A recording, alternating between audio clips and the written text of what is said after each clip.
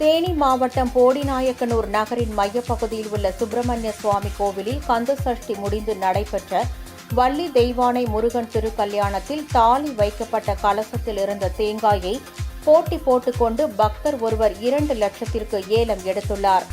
6000 ரூபாயிலிருந்து தொடங்கப்பட்ட ஏலத்தொகை படிப்படியாக உயர்ந்து நிறைவாக 2 லட்சம் ரூபாய்க்கு ஏலம் விடப்பட்டது.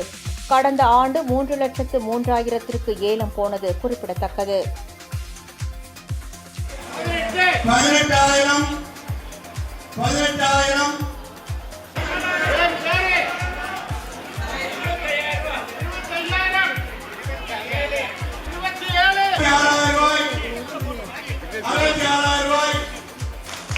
மூன்று தரம் 2 லட்சம் ரூபாய்.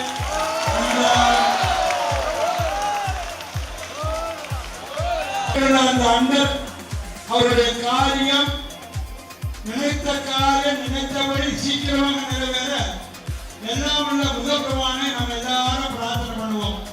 21 தரம் 60 வெற்றிவே